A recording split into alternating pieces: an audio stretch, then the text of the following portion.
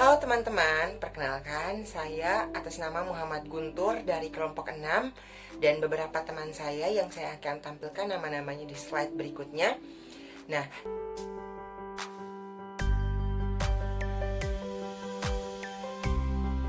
di sini kami akan membahas tentang teori semiotika.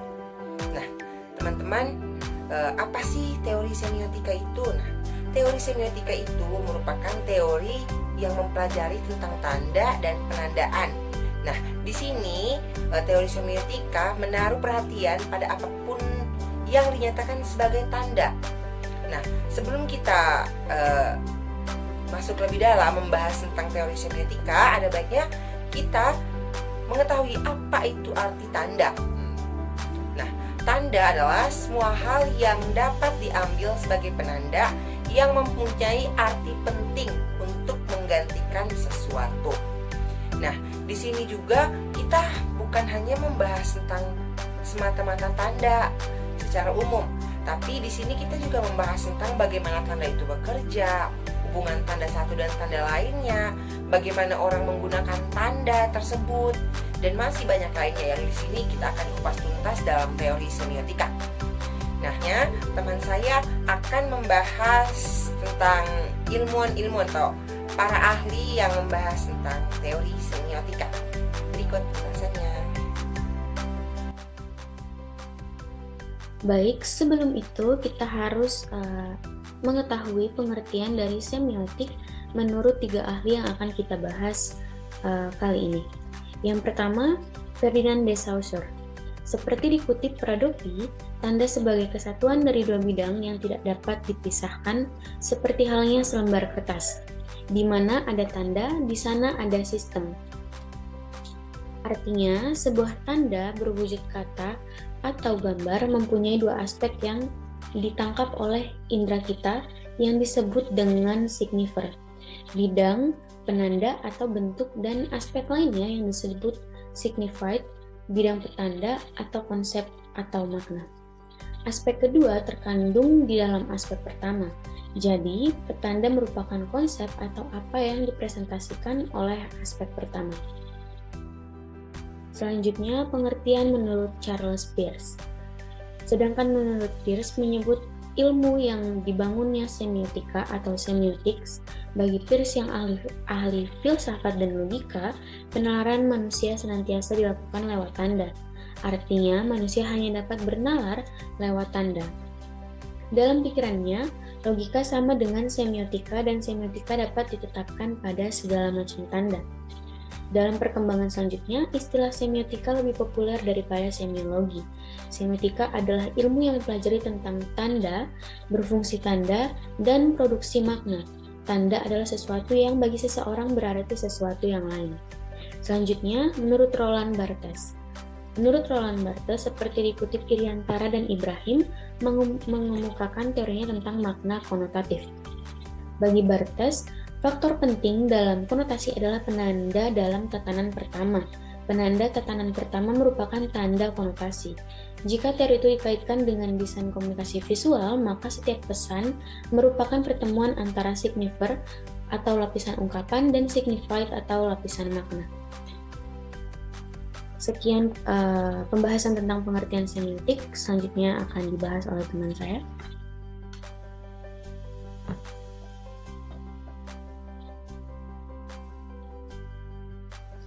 Pada saat ini kita akan membahas tentang tanda. Yang di dalamnya ada ikon, indeks, dan simbol. Tanda-tanda dalam gambar dapat digolongkan ke dalam ikon, indeks, dan simbol. Ikon adalah tanda yang mirip dengan objek yang diwakilinya, misalnya peta Yogyakarta adalah ikon dari wilayah Yogyakarta yang digambarkan dalam peta tersebut. Cap jempol Sultan adalah ikon dari ibu jari Sultan. Indeks merupakan tanda yang memiliki hubungan sebab akibat dengan apa yang diwakilinya atau disebut juga tanda sebagai bukti. Contohnya, asap dan api. Asap menunjukkan adanya api. Simbol merupakan tanda berdasarkan konvensi, peraturan, atau perjanjian yang disepakati bersama.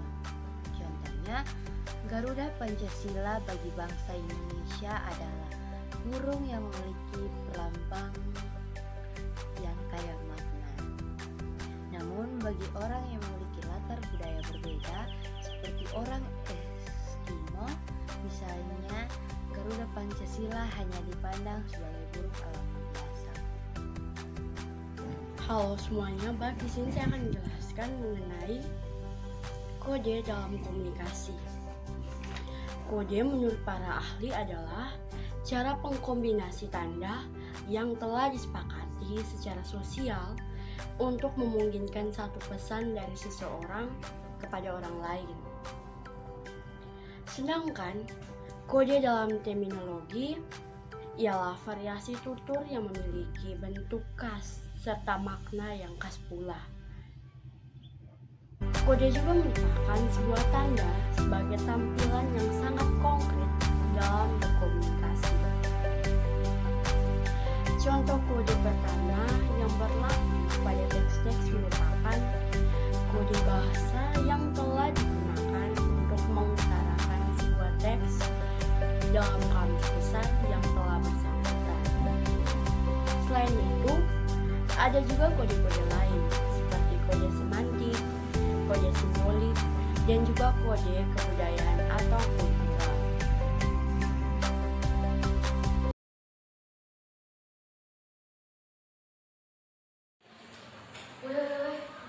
Besok ada apa yang sedih? Rumornya bilang kalau untuk penjabatan itu menurun karena kamu itu memang betul sih. Kemarin juga dengar di bawah dong ada omong bilangnya bapak untuk penjabatan mau diturunkan.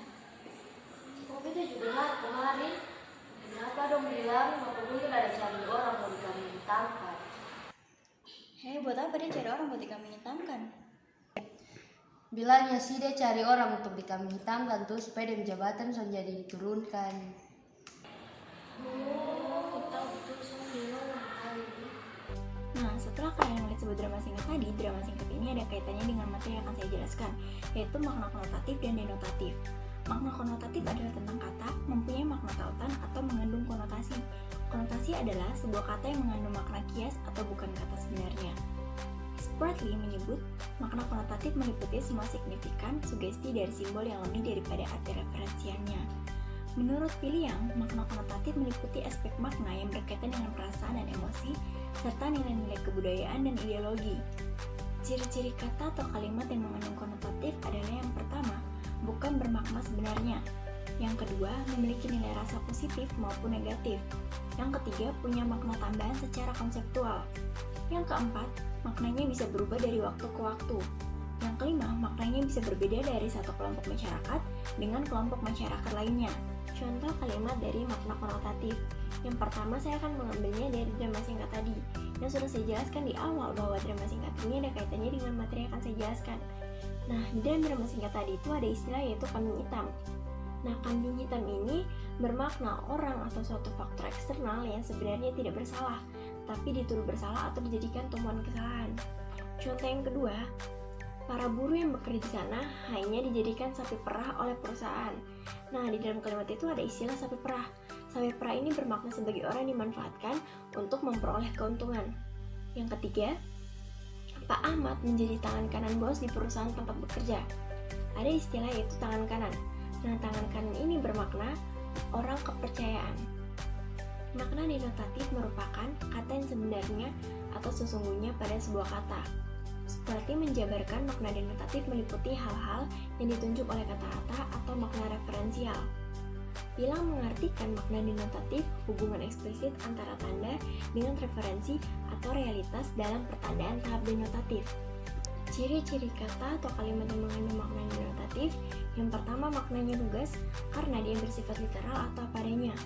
Yang kedua, maknanya sesuai dengan hasil observasi, yaitu dari hasil observasi penglihatan, penciuman, pendengaran, dan selainnya. Yang ketiga, acuan dan makna dasarnya jelas.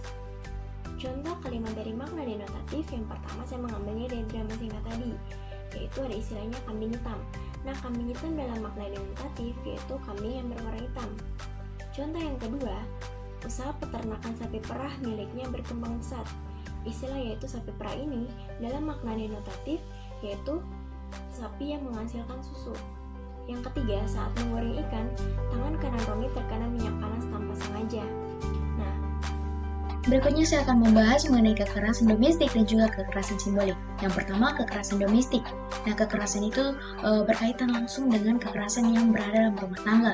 Mengapa demikian? Karena kekerasan yang berada dalam rumah tangga itu merupakan sikap atau perbuatan terhadap seseorang. Di kehidupan kita sehari-hari, nyata pun kita bisa merasakannya, bahkan kita bisa melihatnya bahwa kondisi tersebut itu sangat rentan sekali dengan perempuan. Untuk itu di sini saya akan mencoba untuk memberikan beberapa contoh kekerasan yang ada kaitannya dengan kekerasan yang ada dalam rumah tangga. Yang pertama, kekerasan yang menggunakan fisik. Jadi kekerasan yang menggunakan fisik di sini memang sangatlah tidak layak untuk dilakukan karena itu sangat mengancam nyawa seseorang. Contohnya di dalam hubungan rumah tangga pasangan suami istri yang hendak berkelahi atau mengalami KDRT, itu mereka tidak ada yang mau mengalah sehingga sang suami yang merasa sangat kuat itu dia rela melakukan kekerasan terhadap istrinya. Pada saat itu istrinya sedang hamil dan dia rela untuk memukul istrinya dan dia menendang kandungannya sehingga istri mengalami keguguran dan juga pendarahan. Itu kalau secara fisik ya teman-teman. Yang kedua itu secara psikologis. Nah, psikologis di sini berkaitan langsung dengan dunia komunikasi juga ya teman-teman, karena psikologis di sini dia tidak hanya dalam bentuk perbuatan tetapi juga bisa lewat ucapan. Misalnya ketika kita mendapatkan ancaman itu saja kita juga pasti akan merasa cemas dan tentunya pikiran. Nah, itu juga akan mengganggu psikologis kita. Kemudian yang ketiga itu berkaitan dengan kekerasan yang ada hubungannya dengan seksual. Jadi dalam kehidupan kita sehari-hari, contohnya ketika dalam hubungan berpacaran ya teman-teman, semua orang itu tentu punya yang namanya nafsu. Dan nafsu itu kalau sudah berlebihan maka tidak dapat ditahan. Contohnya seperti ini, ketika sang cowok mengajak sang cewek untuk melakukan hal-hal yang tidak diinginkan. Nah, itu bentuk kekerasan ya teman-teman karena dapat melanggar privasi seseorang. Yang keempat adalah bentuk kekerasan ekonomi. Jadi bentuk kekerasan ekonomi di sini dia bisa memberikan kita penjelasan bahwa memang dalam kehidupan sehari-hari semua orang itu butuh yang namanya kebutuhan pokok untuk mempertahankan kehidupan. Tetapi pada saat yang bersamaan dalam rumah tangga, contohnya ada sang suami, istri, bahkan anak. Nah, sang suami ini bertugas untuk menafkahi keluarganya, tetapi karena satu dan dua hal, dia terpaksa untuk menelantarkan anak dan istrinya. Nah, itu merupakan kekerasan secara ekonomi, teman-teman. Berikutnya kita akan membahas mengenai kekerasan simbolik. Jadi kekerasan simbolik di sini menurut salah satu ahli yang bernama Bordi, dia mengatakan bahwa kekerasan secara simbolik ini merupakan sebuah kekuasaan yang dapat dikendali dan memiliki tujuan untuk mendapatkan yang namanya pengakuan. Di sini saya mengambil contoh misalnya begini. Ketika dalam dunia pendidikan, khususnya ketika kita masih bersekolah, nah di sekolah itu ketika kita tidak mengerjakan tugas atau tidak mengerjakan PR, itu kita mendapatkan hukuman, di mana guru menyuruh kita untuk berdiri di depan kelas sambil memegang kedua kuping dan mengangkat satu kaki. Nah, itu bentuk kekerasan secara simbolik ya teman-teman. Kemudian contoh lainnya seperti ini. Di dunia perkuliahan, misalnya ketika mahasiswa atau mahasiswi itu tidak mengikuti UTS atau UAS, tentu dia tidak mendapatkan nilai. Nah, itu biasanya dosen itu memberikan yang namanya program pulang mata kuliah. Nah, seperti itu teman-teman. Jadi dari beberapa contoh di atas dapat saya simpulkan bahwa memang kekerasan secara domestik itu merupakan kekerasan yang mengakibatkan kesengsaraan atau penderitaan yang cukup berat. Kemudian untuk kekerasan secara simbolik sendiri itu merupakan kekerasan yang merujuk pada kekerasan yang bersifat laten karena tidak disadari, kemudian juga tidak dirasakan baik oleh pelaku maupun korbannya. Dan dapat dikatakan bahwa memang kekerasan secara simbolik itu lebih ringan dibandingkan dengan kekerasan secara domestik. Oke, baik teman-teman. Jadi kesimpulan dari pembahasan kita dari kelompok 6 adalah bagaimana teori semiotika ini berjalan membahas tentang sebuah tanda dan bagaimana cara tanda itu bekerja, tanda itu beroperasi, tanda itu digunakan, sampai bagaimana cara orang mengerti sebuah tanda tersebut. Jadi mungkin itu yang dapat kami sampaikan. Lebih dan kurangnya mohon dimaafkan.